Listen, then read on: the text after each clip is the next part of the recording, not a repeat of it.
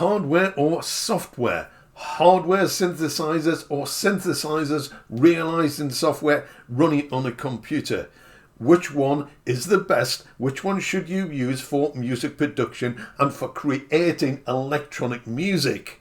Well, there's absolutely no contest. Far and away the best system to use is...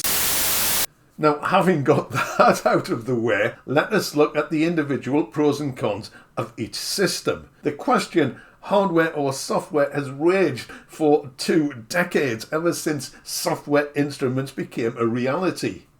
Now, this video is primarily for absolute beginners, for anyone wanting to get into music production, into electronic music, and is wondering whether to take the soft route or the hardware route. But if you are already making music using software or hardware and are wondering what life is like on the other side of the fence, then some of the points in this video may help you decide whether to investigate or not. So I've tried to arrange these points into pros and cons, but some of them are individual to software or hardware, and others are only pros in comparison to the other one. I hope that makes sense. Hopefully it will as we go through the list. So let's get started with one of, if not the most important aspect of the whole business, the sound. Now at this point we have to make a distinction between analog and digital. By definition, all software instruments are digital, whether or not they are attempting to emulate an analog piece of equipment. Hardware synthesizers can be digital in nature, analog in nature, and sometimes they are a combination of both. Often a digital synthesizer engine with analog filters. Now this is another question which continues to plague the synthesizer discussion boards. Is analog better than digital? Does it produce a warmer sound? That's typically one of the arguments used in favour of analog. So let's start with an absolute undisputable fact. Analog is different to digital. Analog can produce a continuously varying waveform, whereas digital is stepped. So an analog waveform will be totally smooth, but a digital waveform will be stepped, like that. If you look at these two waveforms on an oscilloscope, you will be able to see the difference. Now, I do have another video describing the difference between analog and digital. I shall leave a card up there and a link to that in the description. So question number 1, is there a difference between analog and digital? Undeniably, yes, there is. But that is not the question to ask. The question you really want the answer to is, can you tell the difference?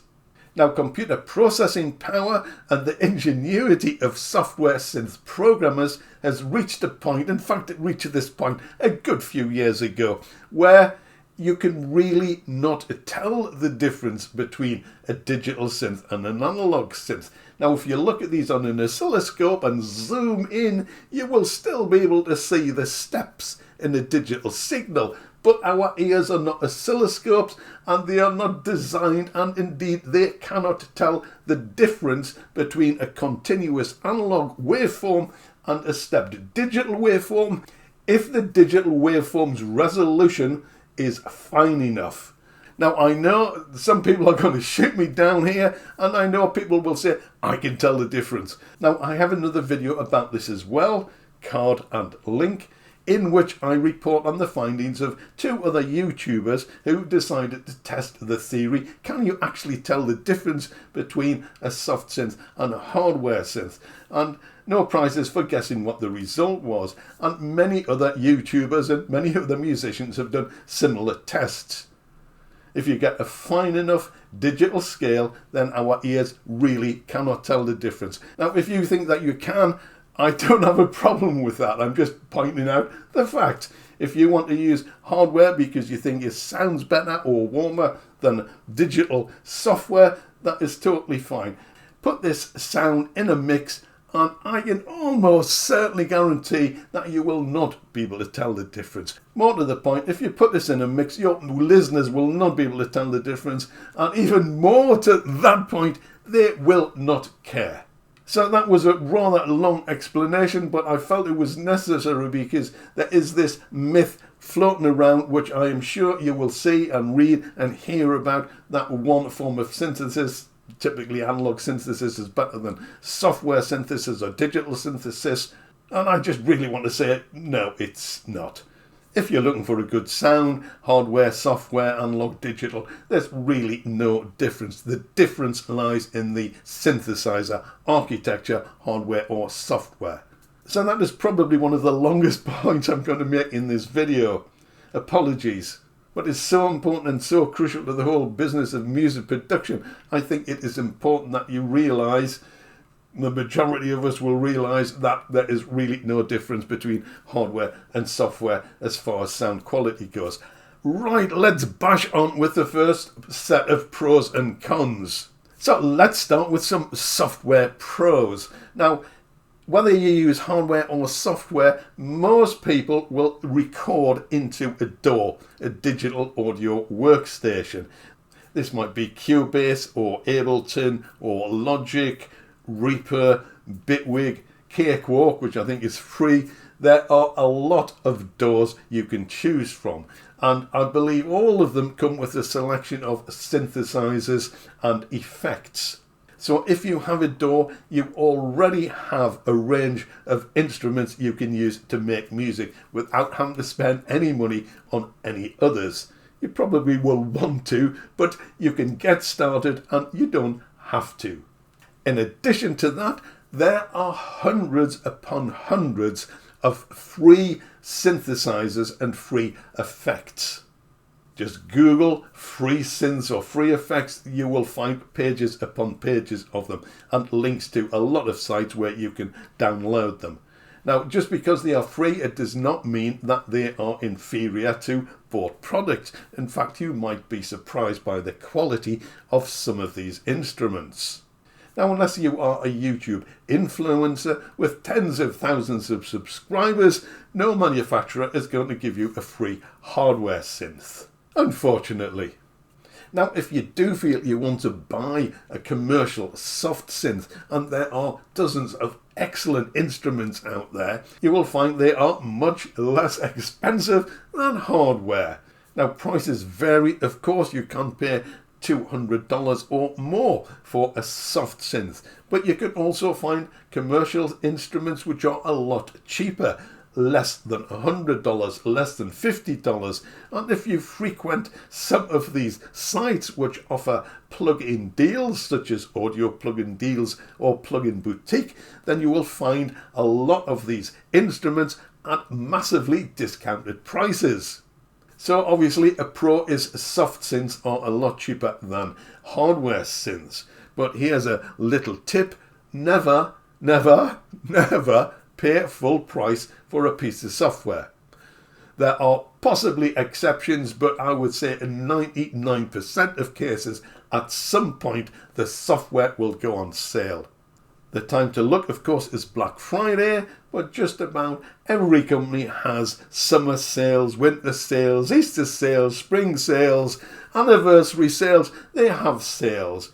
So if you are prepared to wait a little while, you will get a much better deal.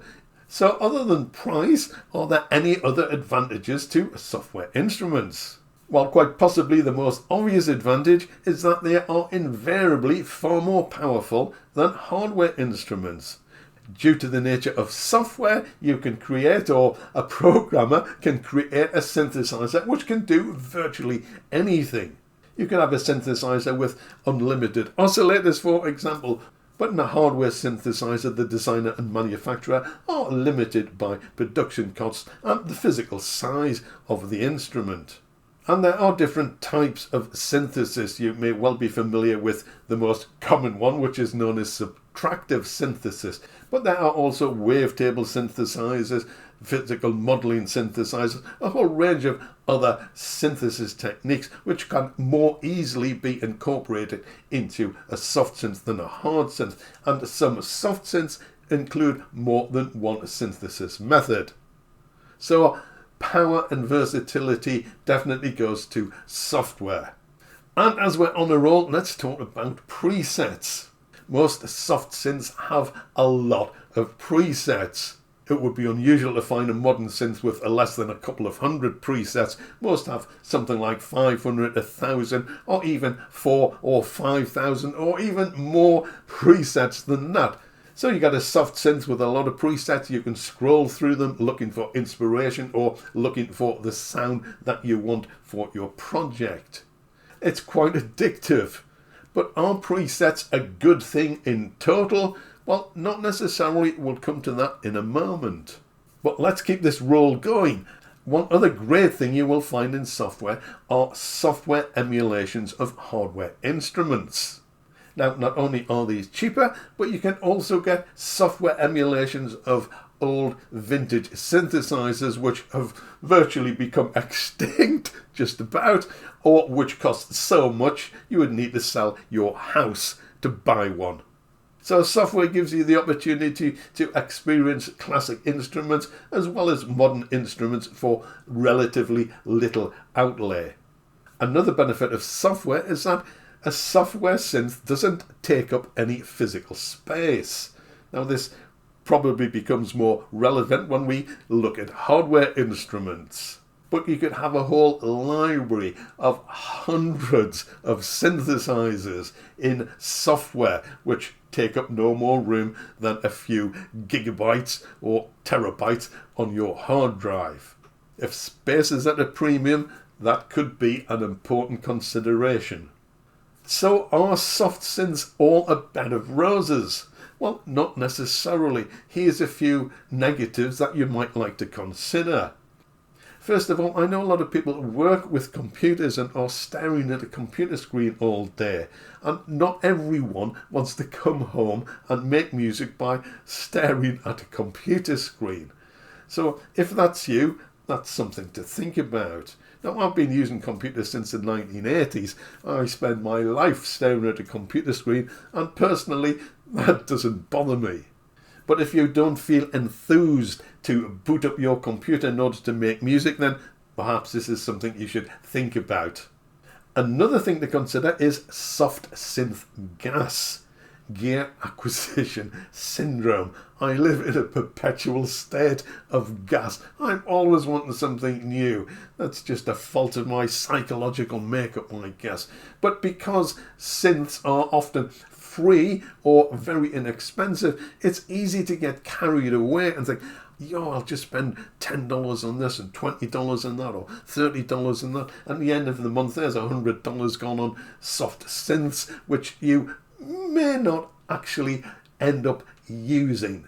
So that is something to be aware of. I think in the video which I mentioned before, I discuss a way to avoid it, or at least a way in which I avoid soft synth G.A.S. So although software may be cheaper than hardware, it is easy to get sucked into spending money on it. Now, although we haven't discussed hardware yet, I need to mention something which is very hardware relevant, and that is the way you use a soft synth. You interact with it with the mouse, pointing to knobs and sliders and moving them with the mouse, and there isn't a physical connection with the instrument. Now, I'll say more about this when we talk about hardware, because I know for many people it is an important consideration when they are making music, having something physical to move and connect with.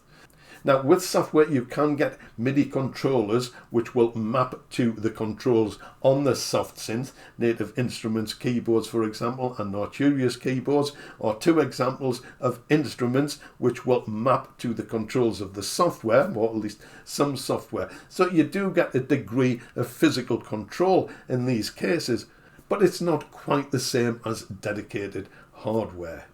Now, because of their nature, because they can be incredibly complex, some soft synths do take a while to learn. And as you probably already have half a dozen in your door, not to mention the free ones you are likely to acquire, the chances are you are possibly not going to learn how to use all of them to any degree.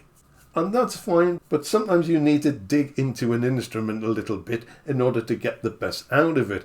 And this brings us to a potentially negative effect of something we've already mentioned, presets.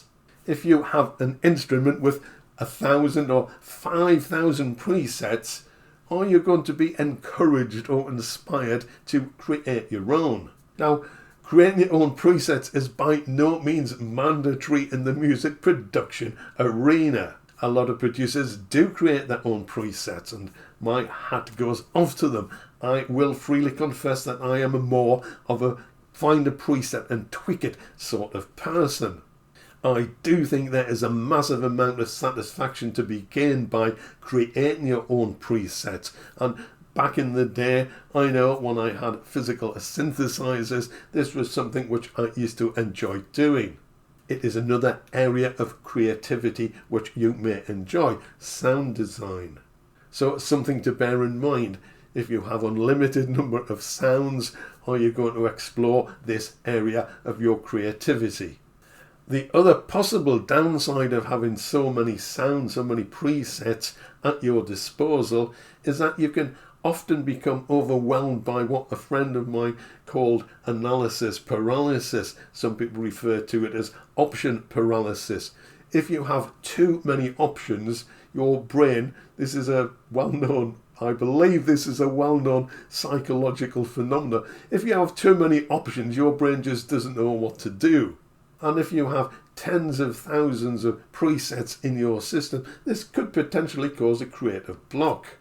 Now, there are ways around that just by limiting the sounds or the instruments that you use.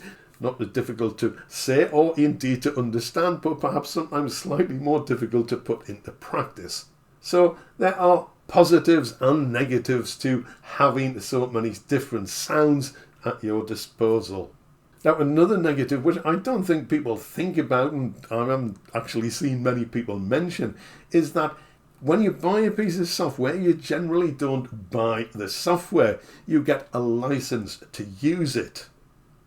Now, think about that for a second. So what this means is you don't have an actual product, physical or digital, you can't always sell it. Now, the better manufacturers will allow you to sell or transfer the license. You can do this with ease, for example, on the Native Instruments website. But some companies do not allow you to sell or transfer the license. So if you think about that, you buy their software and it is yours until you die. So when you die, it disappears into the ether. It forms no part of your estate. Your beneficiaries cannot benefit from it. I think that is very short-sighted. I think that is a very poor business practice in the UK. I'm not a lawyer. I have no idea if it is legal or not. It quite possibly is. But if you buy an expensive piece of software and think that you might at some point want to sell it or pass it on to get something else, that is something you may want to look into. Now, the other thing to bear in mind is that you are not necessarily going to get a particularly good price for second-hand software. If you look at a synthesizer which is 5 or even 10 years old, there's a good chance that will hold a lot of its value. But a 10-year-old piece of software, because of the rate and pace of new developments, it's really not going to be worth that much. Obviously, there are going to be exceptions, but in general, I would say, unless you know you are buying something from a company which allows an easy transfer of license, buy software with the understanding that you are probably going to be stuck with it for life. Hopefully, it'll be a great piece of software and you will not want to get rid of it. One other potential downside is system incompatibilities. Mac users in particular have suffered from this as Apple has moved its software onto its own platform.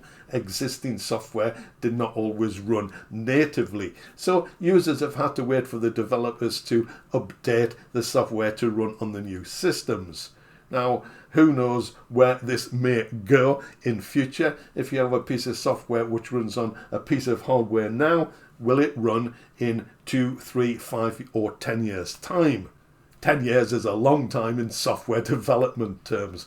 And will the developer update it? A while back, someone did publish a list of music software which had and had not been updated to run on the newer Macs. Now, I don't have a Mac, I don't use a Mac, so I didn't take notice of this. If this is something which you think may affect you, it is something you could probably look up. But in any event, just be aware that it is software, there may be bugs in it, it can cause system crashes. Now, as you are probably aware, all software requires some CPU power in order to run. Music software is particularly demanding of a CPU, and some requires more CPU power than others. When Apple released their new chips, some users, yes, I am talking about the Apple Mac, even though I am a PC user, but I thought this was interesting. Some users decided to see how many tracks they could run on the new Apple system before it fell over. So that was an interesting experiment, but you need to be aware when you're using software that each piece of software, each virtual instrument, each effect you use takes a chunk of the CPU power. And as software developers get more adventurous and your computer gets older, there may well become a point where you need to upgrade your system just in order to comfortably run the software that you have. And on a similar note, I know that some musicians play live with a computer, and if you think about it, this makes sense. They have hundreds of synths at their disposal. They don't need banks and banks of instruments like Rick Wakeman. But one thing to be constantly aware of is that if there is a glitch or a power failure, your entire bank of synthesizers will go down. And if your computer is somehow impaired and will not restart, then that is the end of your set. Not to mention the time it's going to take in any event to reboot the computer and load your synth configuration. What about hardware? Well, it's a physical instrument. You can look at it, you can touch it, you can pick it up if it's not too heavy. It's something you can look at and hopefully be inspired by looking at it. It is a physical object which has an absolute value. And the chances are, and I'm speaking in general terms here, a hardware synth will hold more of its value than a software synth, and quite possibly for longer. And if you think back to the 70s and 80s and the 90s and some vintage synthesizers, their prices have increased in value, some to silly amounts. So a hardware synth is something that you actually own. You don't license it, you own it, and that comes with these price benefits. Now, one of the major benefits of a hardware synth, and I touched upon this in relation to soft synths, is that you have a physical connection to it. It is laid out with knobs and sliders. You can physically touch, you can change, you can play the instrument with the controls, not just with the keyboard. Now, many synthesizer players talk about having a physical connection to their instrument, and I can totally understand this. I have a Moog grandmother sitting in the corner over there, and I really enjoy using that, turning the knobs that has only one slider, but I do feel a physical connection. I feel as if I can more easily make music with it by turning the various controls. Now, people who think like that may be in a minority, but I'm not so sure. Now, if you've never tried to play a hardware synthesizer and are perhaps curious, might I suggest you pop down to your local friendly music store and spend half an hour playing with an instrument and just see if you make a connection with it. Now, that might sound a bit new age, a bit metaphysical, a bit airy-fairy, but you can get stuck into an instrument like that, turning controls. Interesting to see what happens if you just tweak this control a little bit or move this slider a little bit. It's really very much a creative process. And I think that is quite possibly one of the main reasons why people like hardware. It is something you have to experience for yourself. Not everyone will make a connection and will be quite happy working with soft synths, but if you are curious, I think you owe it to yourself to at least try. You may be surprised. Another benefit of hardware synths, which many people have mentioned, is the fact that they are immediately accessible. You can walk into your studio or your room, switch it on, and you're ready to play. You don't have to wait for your computer to boot up, wait for your door to boot up, load a track, select an instrument.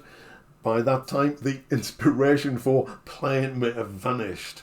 Not for everyone, of course, but the immediacy of hardware does have an appeal, especially if you think you just want to play some music, make some sounds for 5 or 10 minutes. It could easily take that long to get going with a piece of software. Now, not all hardware synths are made equal. The ease with which you will be able to use one will depend on the design. Personally, and I know a lot of other synthesists agree with me, one knob per function reigns supreme. Now, I can understand why a lot of people like vintage synthesizers, because they were made in the days before scrolling menus, and they really did have one knob per function. My grandmother has one knob per function. It makes the instruments so easy to use. Many synthesizers have a menu which you need to navigate in order to select certain parameters. Now, a well-designed synth which has a lot of hands-on controls will be obviously easier to use, but they will also be inspiring. They will encourage you to turn the knobs and move the sliders and to create your own sounds. Now, as I've mentioned before, maybe not everyone is into creating their own sounds, which is absolutely fine, but I do think it is a form of musical expression which is worth exploring. And having an instrument which encourages hands-on controls can really make a difference. And again, something we mentioned in relation to soft synths.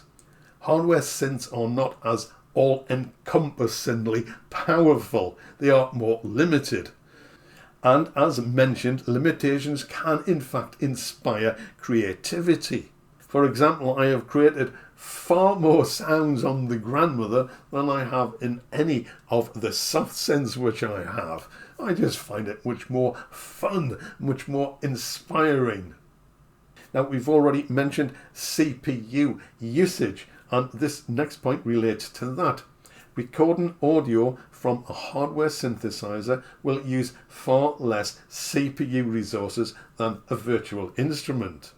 Now, if you're trying to put that into price terms, it probably doesn't make sense to keep an old computer and spend $2 or $3 grand on a hardware synthesizer. But there can be another benefit to working in this way. A lot of musicians who use hardware synths have said that when they commit to audio, they know that that part is done. They can't alter it. If you are recording MIDI parts for a virtual instrument, there's always the temptation to edit it or tweak it a little bit. Now, of course, you can bounce the MIDI part to audio, so you do have an audio part you can work with. In fact, here's a little tip. If you find that you are running too many virtual instruments and your system is feeling the strain, if you bounce those sounds to audio, you will find in most cases they use far less CPU power. So you can carry on and record more tracks. But to get back to hardware, as well as using less CPU power, the fact that you are committing this audio to your project gives a sense of finality, if you like, and helps you move on. Now, if you're anything like me, you have created some parts and went back to them and tried to edit them and thought, oh, this needs a little bit of this or that, or this needs adjusting. Now, if it's in audio, yes, you can still edit the audio, but not to the degree that you might edit a MIDI part. Anyway, I see that as a benefit of recording audio from a hardware synthesizer. So, hardware cons. Well, probably the most one, which you're probably well aware of by now, is the price. Hardware costs more than software. Now, having said that, you can buy relatively inexpensive hardware synthesizers. You will probably be aware that there are small desktop modules, generally without a keyboard, but these can often run around $200 or £300 or dollars. So although they do cost more than software, you are getting a physical piece of gear, and they don't always have to break the bank. And if we're talking about synth prices, then we really have to mention the output from Behringer. Whether you agree with the company's policies or not, they do produce affordable synthesizers. So hardware, yes, more expensive than software, but not necessarily prohibitively so. Another negative, which again we've already hinted at, they are generally more limited. They tend to do one thing. You will rarely find a hardware synth, I can't think of any, which offers subtractive synthesis, FM synthesis, wavetable synthesis, virtual analog synthesis. So they tend to do one thing, but by doing the one thing they are able to concentrate on that one thing rather than trying to be a jack of all trades. And perhaps one final con for hardware: in order to record into your computer you will need an audio interface or a MIDI interface if you want to record the MIDI data into it, which you may or may not have with software. With software you will certainly need an audio interface to output to speakers.